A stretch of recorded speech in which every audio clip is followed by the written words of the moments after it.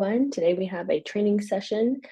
Today I was thinking we would dive a little bit deeper on um, how to categorize work and how to really make sure that you're spelling out those material selections.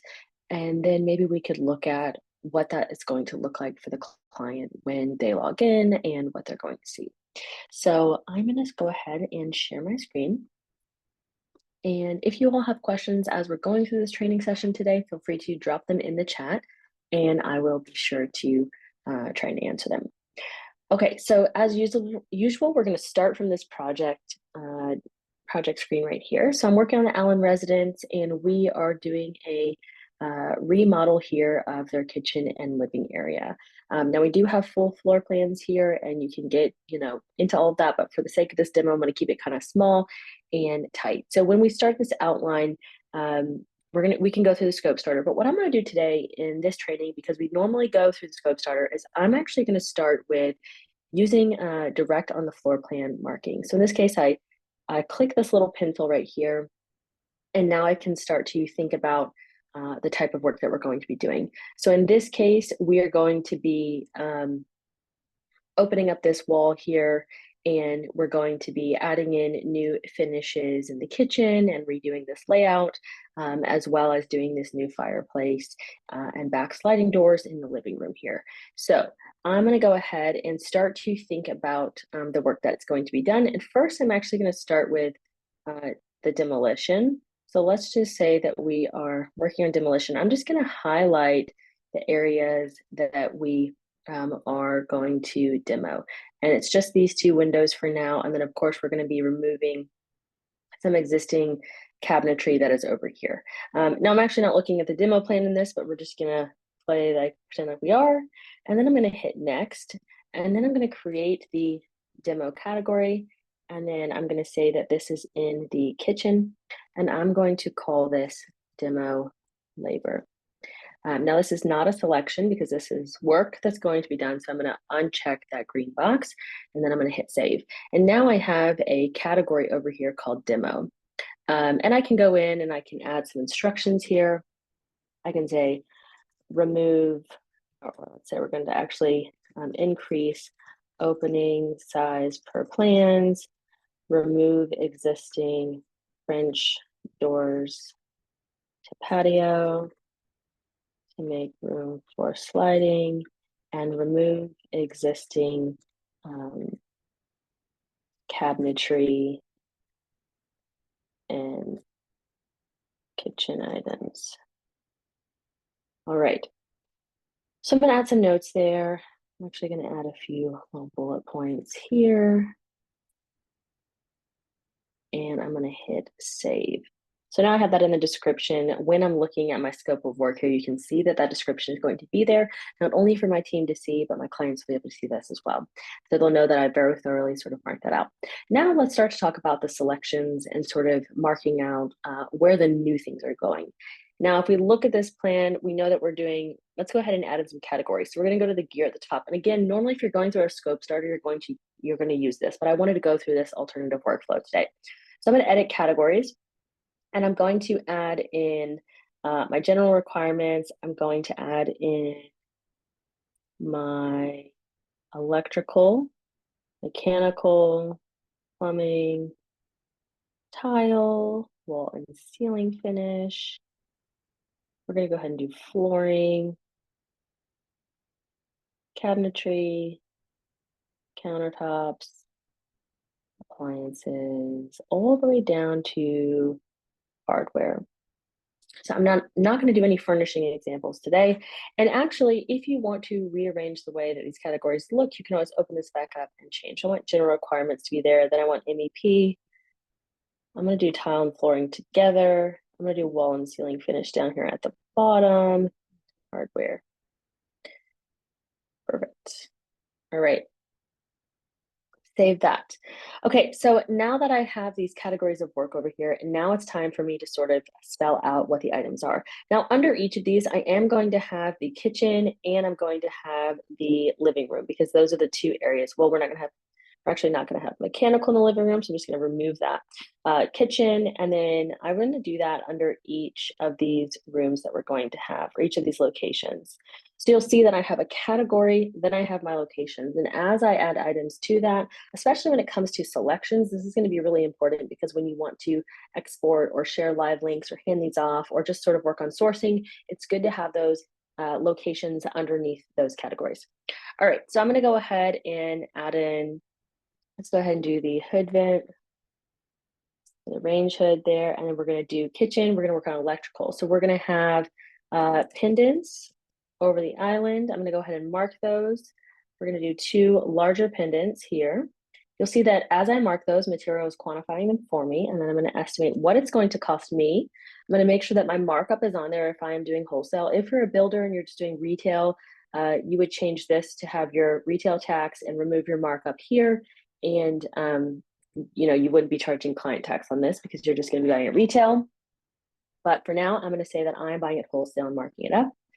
And then if you want to, you can also use our cost components and you can get really specific about what this is going to cost. So I may go ahead and estimate, $50 of shipping for the 20% markup and tax on that. Now, when it comes to doing a full house, if you are actually facilitating the labor of this, so if your team is doing this or your subcontractors are doing this and you want to estimate that out here, you absolutely can. What I like to do for that is add a scope item at the high level, so outside of any specific location, and I want to say electrical labor.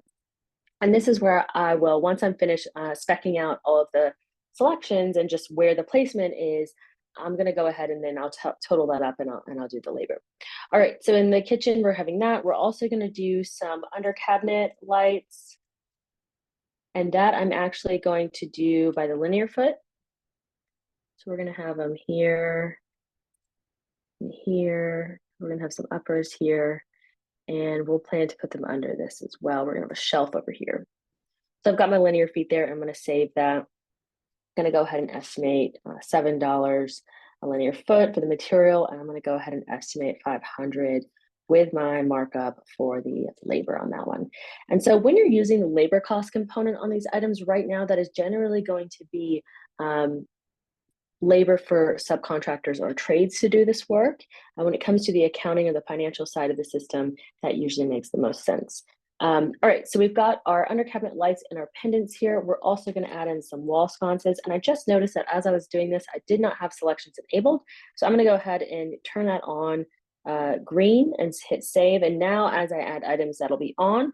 But for the ones that I forgot to turn on, I'll just hover over and enable selection right over here. And all that means is it's going to become a selectable item in your scope of work. You're going to be able to put a product in there, and that product is going to be approved eventually by your client or your team. And so it's going to go through that process, which then kind of translates into the ordering and the procurement and all of that. So you want to make sure that you do have selections on. That's one of the core functionalities here of Materio, and the thing that's going to make your project really, really successful and keep you organized. So we've got that on. Now we're going to mark our wall sconces. I want them to be right here and right here.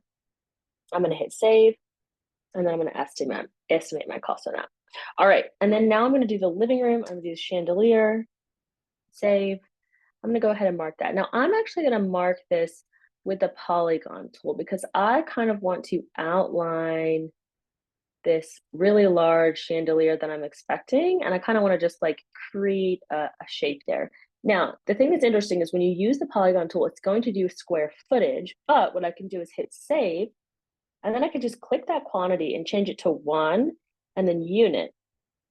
And what that's going to do is keep that sort of interesting shaped marker that I have, but it'll allow me to say 1 unit because, of course, this is going to be a chandelier, and it's going to be just per unit.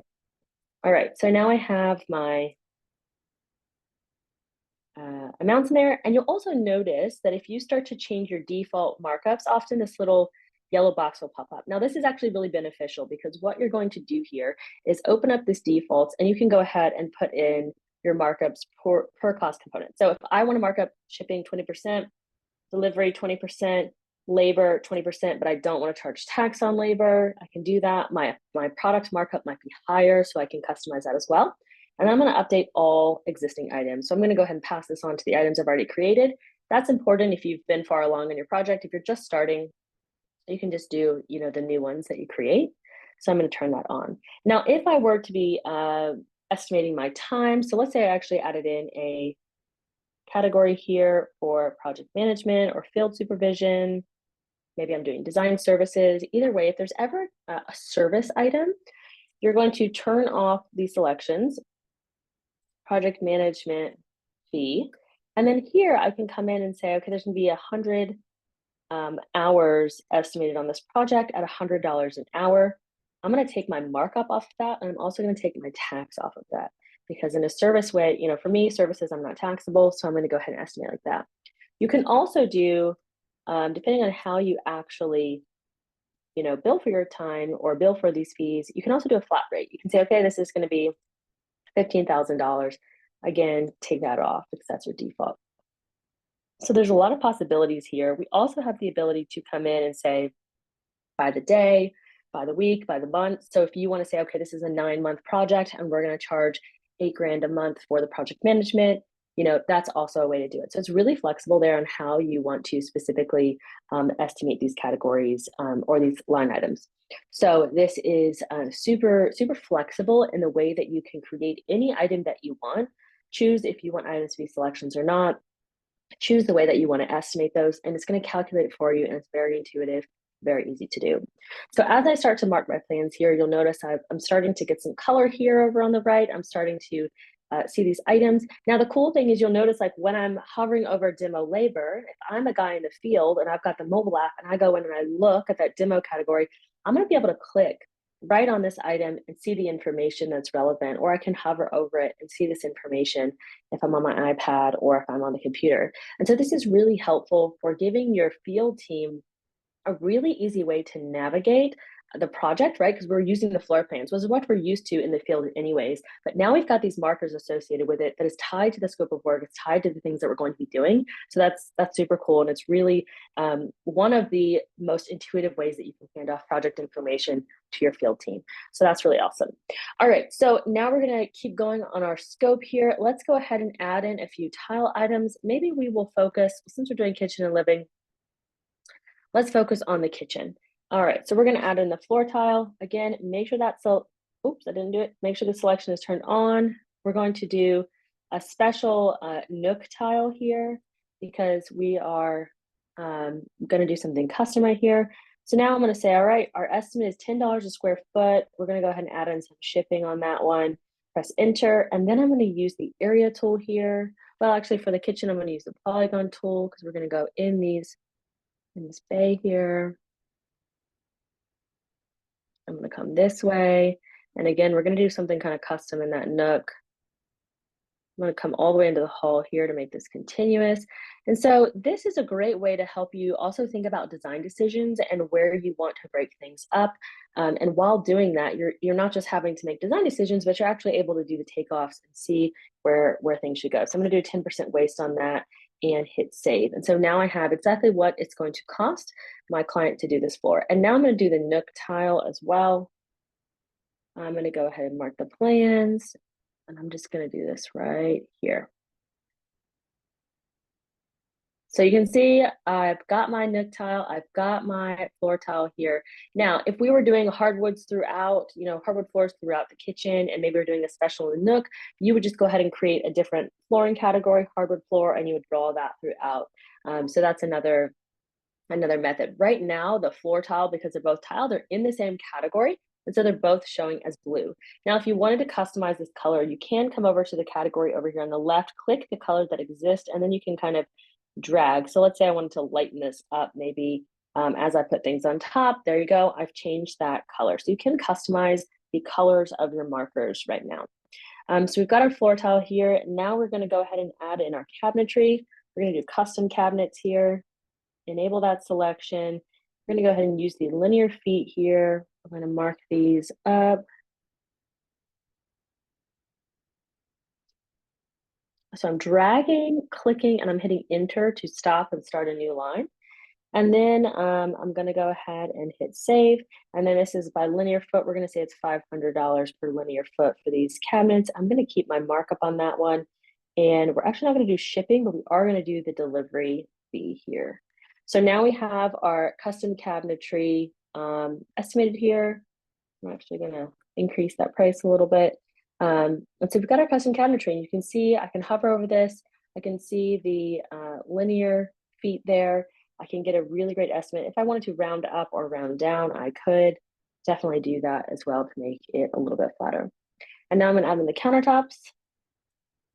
And so one thing I should highlight here is that as I'm going through the scope of work and as I'm estimating this project, I'm not actually, worrying about what kind of countertops it's going to be or what type of finish the cabinets are going to be. I'm simply kind of throwing out ballpark numbers and understanding that, hey, my clients are going to need countertops. My clients want to do custom cabinetry. Now, you may have an idea, okay, are they going to do quartzite? Are they going to do marble? Are they going to do some kind of other stone?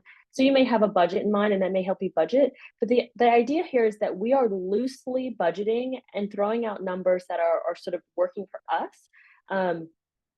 And we're not worrying about the exact product yet. That's going to come in the selection phase.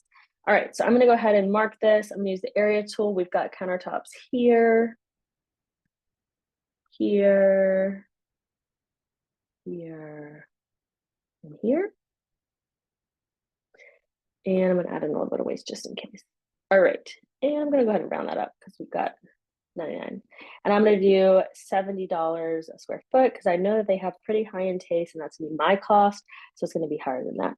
So for now, we're going to do this in the countertop budget. And again, once we actually go in and decide the product, then we will, the budget will change. So this is, or the final amount will change. So this is the budget. And on selections, the budget is always an allowance. So as the clients approve down or up on that item, that will impact the budget and impact the total overall cost. All right, so I think we've done a pretty good job. We've got some countertop things in here. I guess one last thing I'll do is the backsplash. So let's go back to tile. I'm gonna add in the kitchen. Let's do wanna drag these in because I forgot to put them in a location, and then I'm gonna do the backsplash. And when I do a backsplash, I'm actually going to use the linear tool and I'm gonna go right along the back here and hit enter. And then I'm also gonna do we'll go like right there, here. We're gonna go around these windows here. All right, and then I'm gonna go up to the ceiling on this. So let's say we got pretty high ceilings here. It's gonna be 9 feet from the countertop to 8 feet and 10% waste on that. So we're gonna save it. So now I have my backsplash. And again, I'm just gonna put in my estimated amount here and an estimated shipping in there.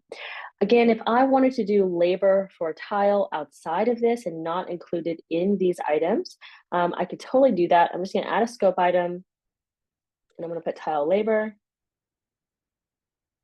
turn off the selection, hit save, and then I'm gonna estimate that potentially it's, let's see, we've got 700 square feet. It's $5 a square foot, and we're gonna do 700 square feet about.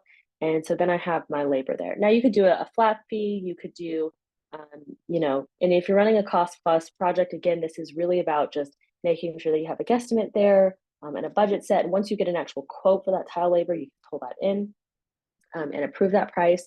But for now, this is kind of what I'm estimating. Then what I'm going to do is send my tile actually over to my tile guy so that he can let me know what it's going to cost. So I'm putting in a rough number. Maybe before I'm even sharing with my client, I'm coming over here to the top and I'm creating a view only link.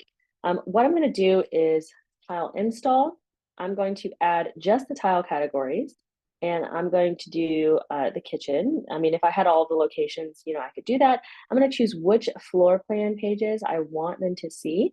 And then I'm going to hit save. And what this is going to do is generate a link for me that I can send over. I can email it, text it to my tile guy. And I can ask him what it's going to cost to do this work. So I'm going to send this link over. I'll show you what that looks like. You'll see I've got the floor tile, nook tile, backsplash.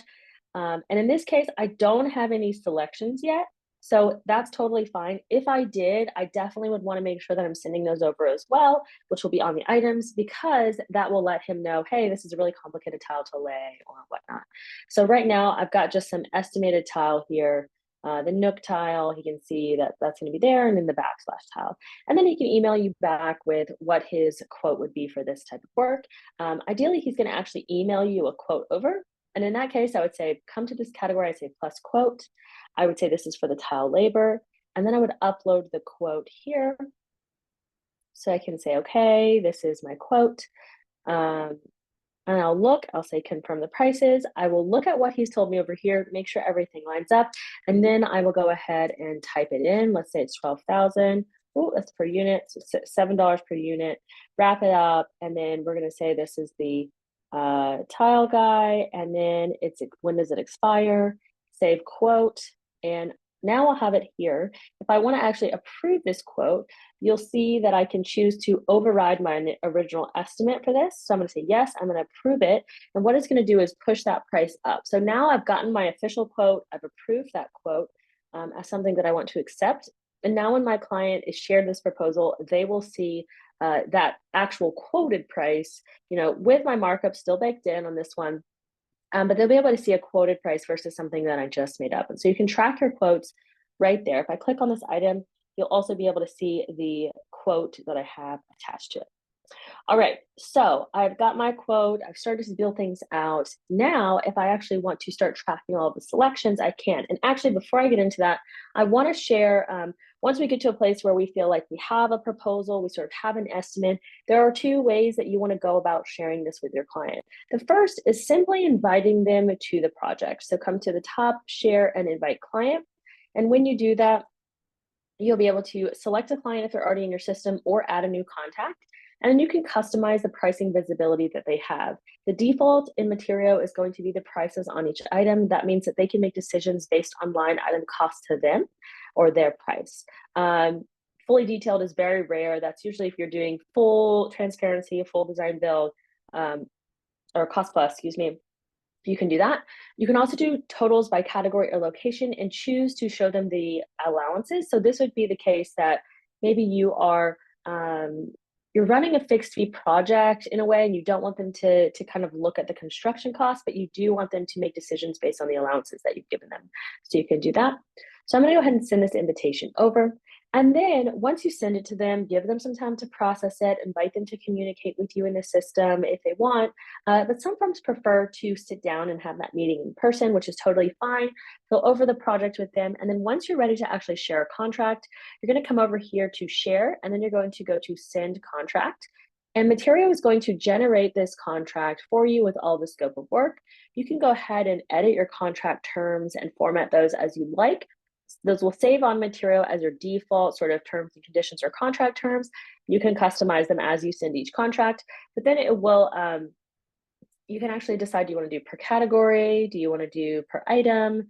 You can change the title and customize the message. Then I'm going to send this over to my clients. You can also print that and have them wet sign it in person, but you can send that contract over, and that means that you have that initial scope of work sort of spelled out and signed for right through the system.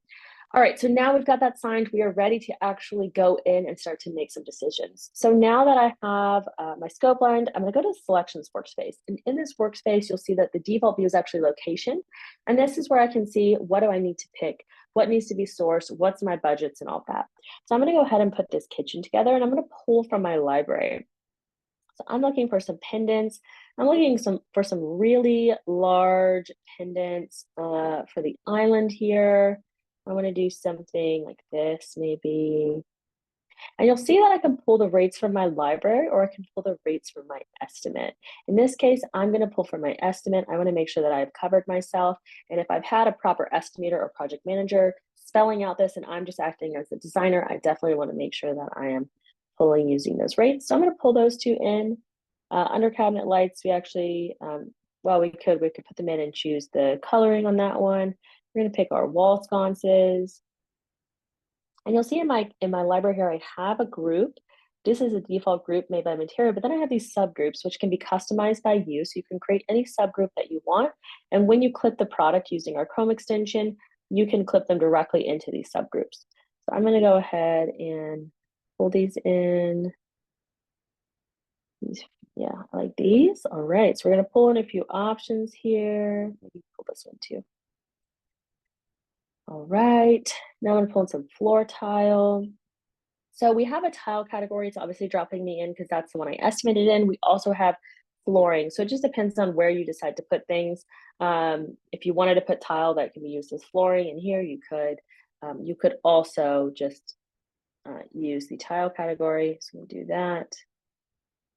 So you can go back and forth. It doesn't have to be the one that you clipped it into. And then I'm going to do a specific one here. This nook tile is going to be something a little bit more out there. So we'll do that. All right, so we're starting to get some things together here, right? We're starting to see this project come together. We're starting to have some ideas about what it's going to look like. This is great. We're making progress here. I love this backsplash. We're going to go ahead and pull that one in. This one's also really nice. All right, so as you can see, as I'm starting to pull in, these products here, I can see what the finishes are going to start to look like. Now, your client is not going to be able to see this open workspace. They're only going to see them once you've sent them over to them for approval. So this is really the kind of proposal step in Materio is when it comes to design, here's my proposal, here's what I'm actually, letting you choose from, here are the prices for those items. So this is the moment of proposal. So I'm going to go ahead and send these over. If you have a really large project and you're working on a lot of rooms at one time, you can filter down. You can also filter by category. So I'm going to send these over to Marlon. Once I do that, they're going to clear out of this open workspace, move to awaiting approval. And this is where you'll know they've been in your client's hands. They've gotten an email. They've been asked to come here and approve. So let's actually look at what this might look like as the client. So I'm going to view this as the client. And then I'm going to head over to the selection. So when they get the email, they'll actually be directed right here. But because I'm doing a view as, I had to go into that view. Now I'm here. You can see they're looking at the two items. They can click in, look at bigger pictures, really study it. If you've uploaded multiple photos here, they can say, I really like this one, but I'm not sure. I kind of like the simplicity of this one. They can come in, they can discuss this option with you. They can ask questions about it. They could decline things, and then they can also make approvals. So as they make approvals, as they go through, they can say, okay, well, I just approved this pendant in the kitchen. So great, I can kind of see the vibe that I went for. And, I don't like that one. This one's okay, but I really love this one, so I'm going to go ahead and approve this one. And so they can kind of come in and make these judgments, and it gives clients a lot of autonomy when it comes to decision making. And we know that clients love to be involved. It's our job to present them something that looks really good, right? And if you are presenting options, obviously you're composing those, but it does give them some freedom to kind of say, you know what, I really love this. Let's put this in my house. It's going to make it feel like my home. And so they can really, again, see what has been happening, what have I been approving, and great, I love the texture of this one, let's go for it. All right, so now these items are confirmed. And I should say that your client can see the confirm section. This is a great way for them to know what is happening on their project. They're gonna be able to see visually what's going on, but you'll notice that they're not seeing information a lot about POs or invoices or anything like that. They're just seeing the products that were put in front of them. They can view the declined options if they'd like to, but they can't reopen them or do anything like that. So we're going to close out of that. And now I'm going to exit out of this client view. We're back in the firm's view. And so in this place, you can see that the firm can come in and again, you can see this all visually. You can view this in a table format if you'd like to get more information. You can export this out of the system in a very visual way. You can use a spreadsheet to export this. And of course, you can share the live link that we showed earlier. So actually, if we refresh this live link now, we've got these 3 approved tiles here. So there you go. If you put the QR code on the job site, things are approved. The tile guy goes back in to select it or to look, and that information is going to be there. So that is great information. We can kind of see that all live. And again, they can see the photos, they can see the plans, they can click on it, zoom in, and all that. So really convenient there. Decisions are made. The field team is going to know about it. Now, if they have the mobile app, if they're part of, if they're external collaborator with an account or a team member, they're going to get push notifications when these things are approved. So everyone in the field can know exactly what's going on. So now we have these approved products. Our kitchen's looking really great, and we're starting to move into invoicing. We need to collect payment on this before we go to order. So I'm going to head over to the Finances tab. This is an overview tab. We're not going to go into that right now because we're focused on billing, but we're going to head over to billing, and here we're going to collect payment on those items. So I'm going to go New Invoice Project Scope. And when you're looking at your project scope, anything that is estimated is going to be billable. So you can go ahead and bill for anything that is estimated on your project. If you want to filter down only by the things that have been selected, you can do that.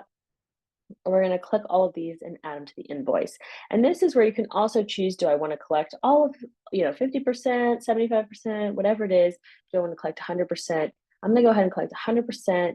And I'm going to title this kitchen finishes. You can type in memos, obviously, put the due date in there, decide which client you'd like to send it to.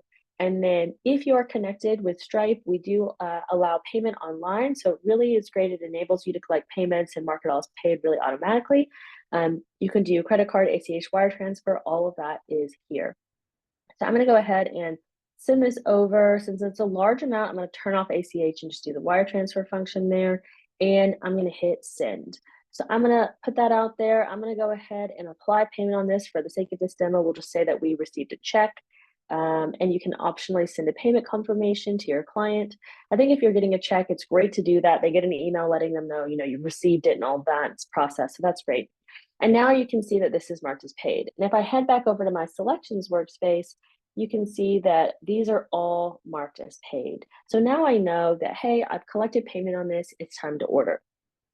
If I head over to my order section, everything that is approved is going to be auto drafted into a purchase order, including that quote from my labor. So I can come in and I can go ahead and send a PO to the vendor. So if I want to send an order to someone, I can do that through Materio, preview that email, decide what prices I want to show. If there's an attached quote, it's going to show up here as well. I'm going to send that email over to the vendor, letting them know I want to place that order. If I'm going online and I am purchasing something directly from a vendor, from a website, I will go ahead and check at the top here that I already have an invoice or a receipt, and I will upload my receipt. You can also screenshot it and drag it over. If you've just purchased it online, I'm going to just upload a sample here, and then you're going to make sure that it matches. Okay, what did I pay online? Does that match? Did the shipping cost change? Did I add any additional items like this one has a custom product fee? So maybe there's more product here, and I can actually come in and link it to the item that I had. I could also say this is, a custom fee, save it, and then I can change this to 1 unit. And say, okay, this is, $500 or whatever it might be. So I can add in custom amounts. Once I've done that, I hit confirm, meaning I've sort of matched these up and I've made sure they look right. And then I can record payment on it. In this case, I paid all of it because I bought it online. If I'm connected to QuickBooks Online using our integration, I can go ahead and choose which method I have used. So with the Amex, it would auto reconcile my banking feed. If I did business checking, I could also do print checks later in QuickBooks. This is really handy for paying subcontractors via check.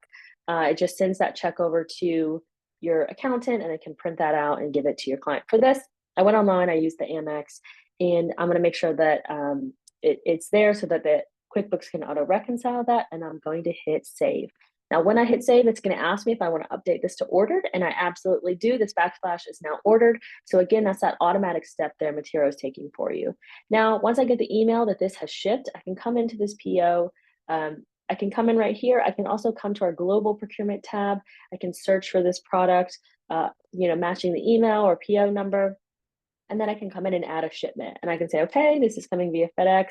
Here's the tracking information. It's shipped today, and it's supposed to be arriving on Monday, the 20th. And I can say, one or some of the items have shipped. So maybe this didn't ship. I can hit done, and I'm going to go ahead and label this as shipped and hit save. Again, status update here from order to shipped. Yes. And I can say it's arriving at the site on Monday. Hit save. And when I do that, that note will be there. It's going to show up on my timeline as something that is expected to be delivered. I can track it right here. If I get notifications that that has been changed, I can just drag it.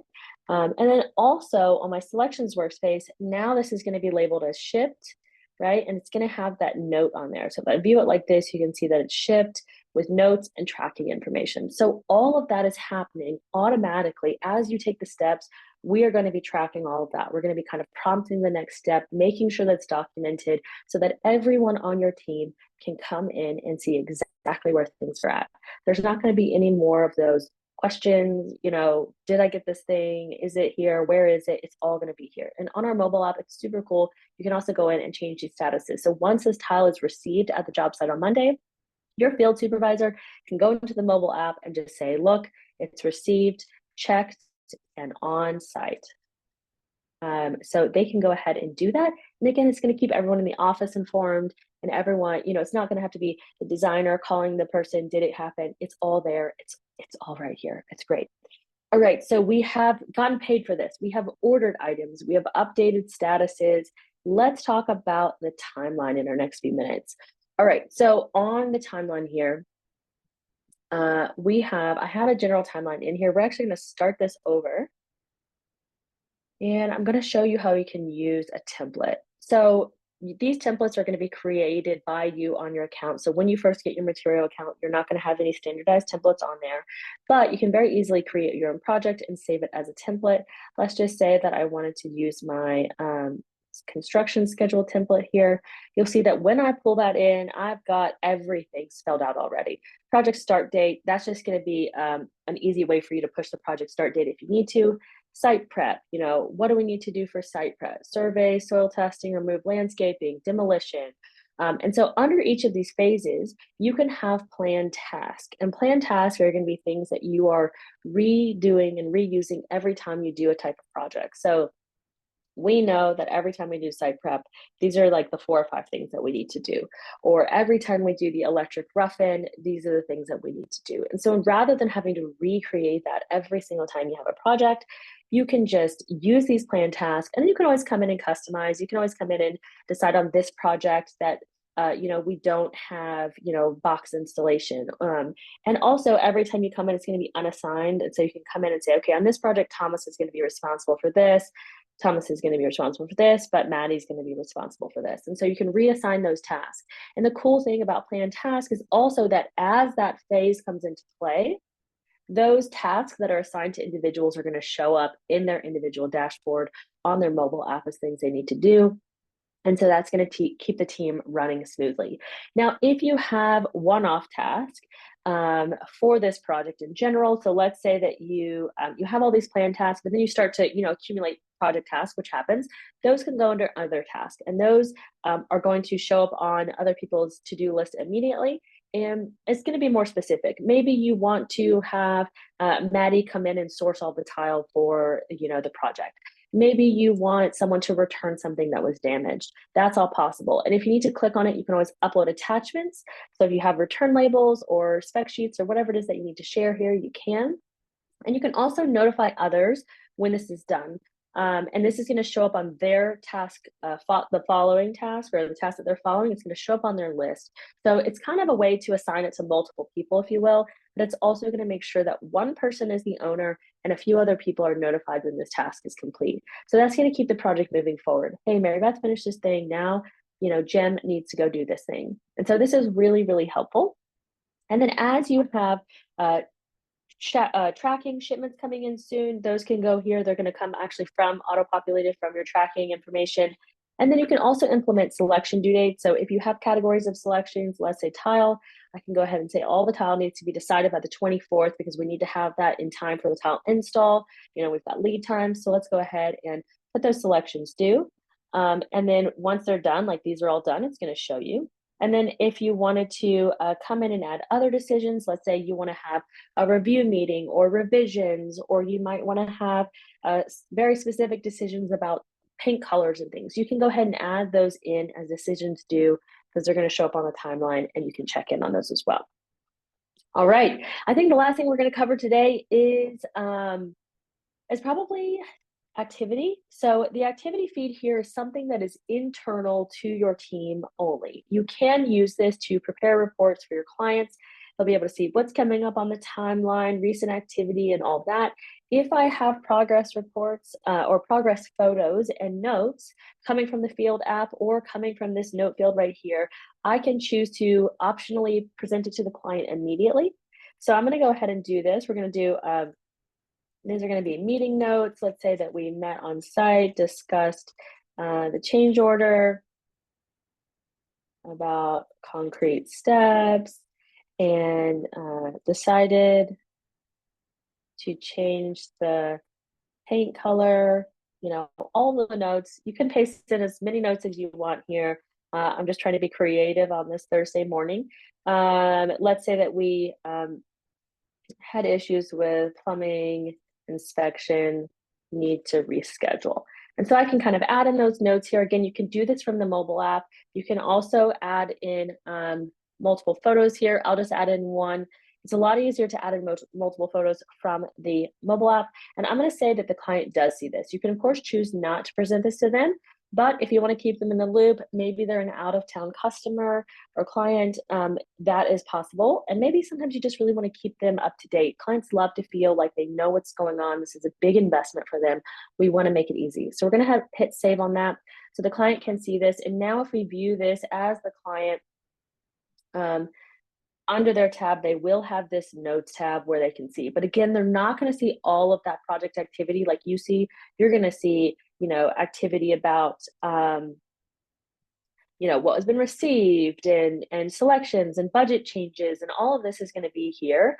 And so you want to make sure that this is internal until you decide to publish it. Now that that note is there, when I go to prepare it, it will show up there. And if I have multiples, they'll show up here as well. And I guess the one thing we didn't really discuss, which is more in lines of communication and project management, is that you can come in and communicate. You can come in and comment. You can comment right on these plans. You can say, let's move this over 2 feet, whatever it might be, or I don't like this. Someone is asking a question about pictures. Okay, so right now, pictures are in the notes. Visuals are down here at the bottom. You can create boards with photos on them. Right now in comments, we don't have photos. We've got that on our roadmap, but I would say that you can create boards with specific photos like this one. You can upload photos, whether it's design photos or whether it's 4 photos, whatever it might be, and you can communicate on those here. Know that you guys want that. Excited to kind of get that out, but I know it's on our roadmap right now. Okay, so I guess the other thing is boards. You can comment on boards. You can create these boards in Materio. You could upload boards outside of the system if you want to, but we have this here for you. This is a way for you to communicate, again, the visuals of the project to your client in one place without having to open up Canva and do all that. It's going to be right here. And once we select products, we can also come in and create boards with those actual selections. Your logo is going to drop right in there. I can say, okay, I want to upload all of the kitchen selections. We're going to filter through the ones that are approved, make sure those are on here. You see I can toggle between the options. And now I can come in and kind of design a little board here. So I could, layer these up if I wanted to. Let's say we want to do a very long view like this. And then I can, kind of get an idea of what this is going to look like. Now, when you pull in the selection, there's no duplicate photo option, but what you can do is come and add images from the library.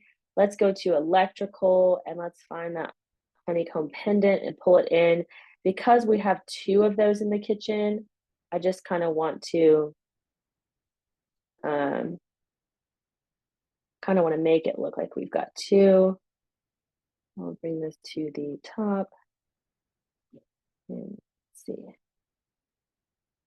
All right, so now we have 2 and they're right there. So if you wanted to kind of like do a pseudo render and kind of replicate, what the room is going to look like, maybe you have 2 of these as well. Maybe these are kind of closer together and this one is on the other side of the room. Maybe you actually want to add in potential paint colors. So we have some things that are approved, but we don't have, all the paint colors yet, or decisions on that. You could pull those in as well. And so here is a way for me to kind of create this board in Materio very easily using the selections that I already have and then combining that with other products. So this one's going to link to the actual item because these are actual products or selections in my project, whereas these are images that I just, this paint is an image that I just pulled in, so it's not going to link.